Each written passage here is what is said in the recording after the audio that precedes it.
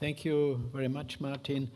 We now go back to the deformity of acetabulum and femur before the slip or at the time of the slip, and I'm glad to present the results of an investigation from my working group. We have not received any financial funds for this study. As you know, there are several risk factors for SCFE discussed: endocrine, metabolic, others, and also mechanical risk factors, for example, body mass index, femoral torsion, acetabular morphology, several things. And there have been some publications, one out of the working group from Michael here, which looked at the acetabular morphology before slip. Both these recent publications found that the acetabular version is decreased, relative retroversion, and they came to different results regarding the lateral cover. But it is important to recognize that we have different study designs. Those investigations have been CT-based, and an important point, they did only look at the acetabulum, but not at the combined situation on acetabulum and femur. Therefore, we performed an investigation where we looked in three-dimensional MRIs into the acetabular orientation and cover, into femoral torsion, and we combined both, the combined version of femur and acetabular, in patients who were admitted to our hospitals. The study group was 29 patients treated between 2018 and 2022 who were coming to our hospital due to SCFE.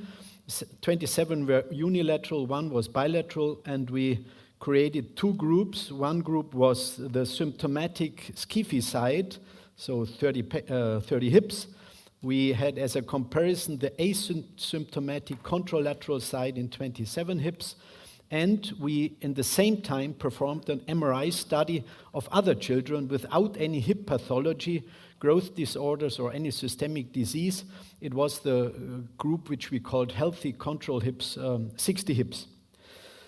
You see here the demographics. Age was, of course, the same. Somewhat more male patients in the SCFE patients. Height, weight, and body mass index was elevated in the SCFE patients significantly. And you see here, for example, the male patients, the body mass index was a little bit higher, but not very much, due to the relative large body height of the patients and also a little bit more body weight. So it's not only the small obese patients, it's the large obese patients. This about the same in females, but not as marked.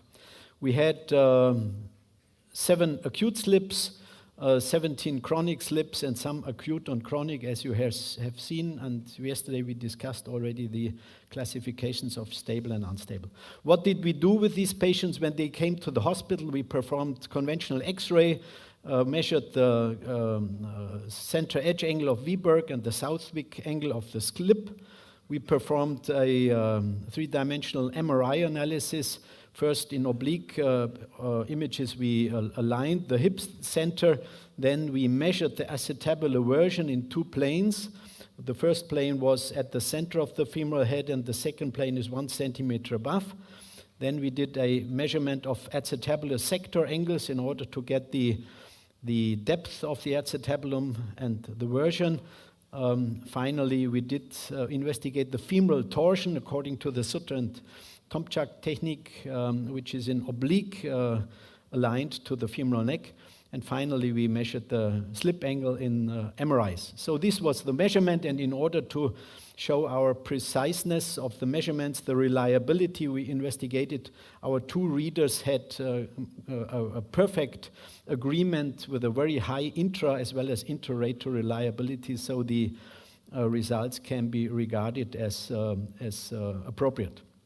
What are the results? First, the radiographic images. We had a comparable CE angle in symptomatic and asymptomatic contralateral side. We did not do conventional X-rays in the healthy control, so we have only our SCFE patients. The Southwick angle is, of course, different.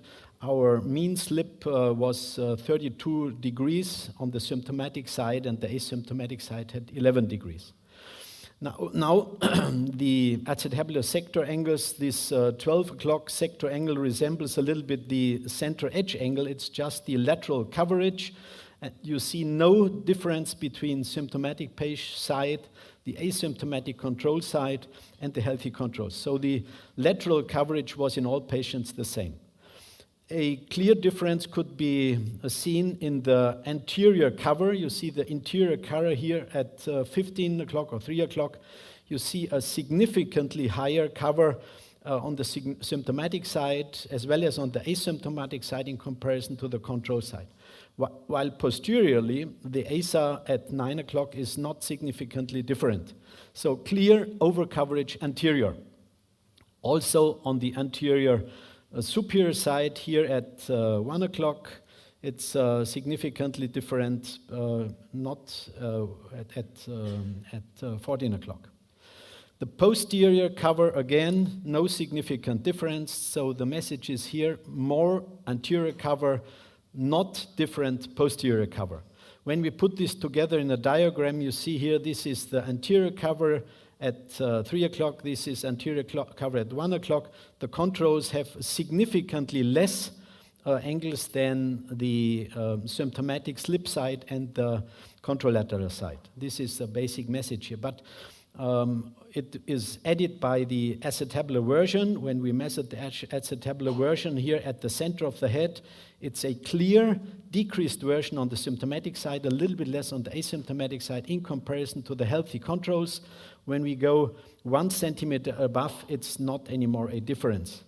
Most important is the femoral torsion. You see here a clear decrease of femoral torsion in symptomatic slip side, on average 6 degrees, asymptomatic side 9 degrees, and the healthy controls have a mean femoral torsion of 14 degrees.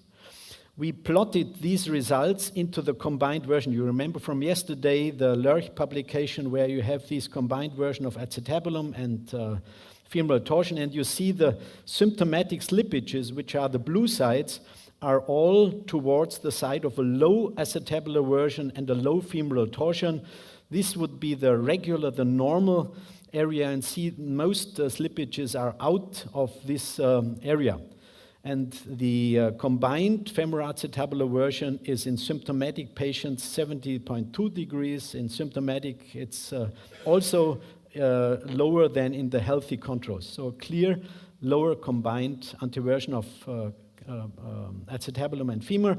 And when we plot this is a little bit a busy diagram. When we plot our values into the Lerch diagram, you see here the green ones are the more or less compensated combined versions. The yellow ones are a little bit pathologic, and the red ones are a clear pathologic combined version. You see in our patients we have, when we look at those who have anterior impingement due to low femoral torsion and low acetabular version, you have here 32 moderate morphologies of this deformity, while most patients of the healthy controls are in the normal region. So keep in mind, 32 have a little bit of combined anteversion lower than necessary.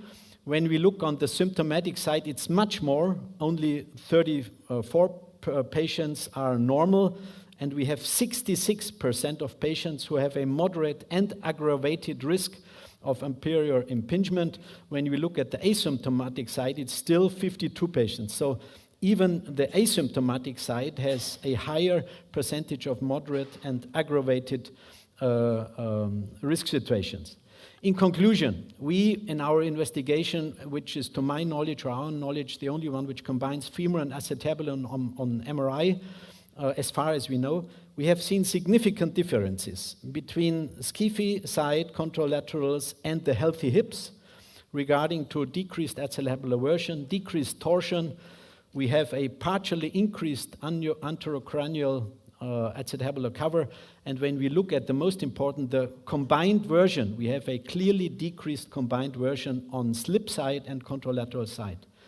So these, our patients showed at the time when they came to the hospital more risk morphologies for anterior impingement in SCFE, And this, from our point of view, is a relevant information because we can add it to the risk factor theories. This is one point. And the second point is, in many countries, only the slipped side is pinned or treated and the contralateral side not. We think we may discuss in the future if this information is of relevance, if we see on the contralateral side a low femoral anteversion, a low acetabular anteversion, then it could be more worthwhile to discuss contralateral treatment than if we do not see this. Thank you very much for your attention, and best greetings from the members of our working group. Thanks.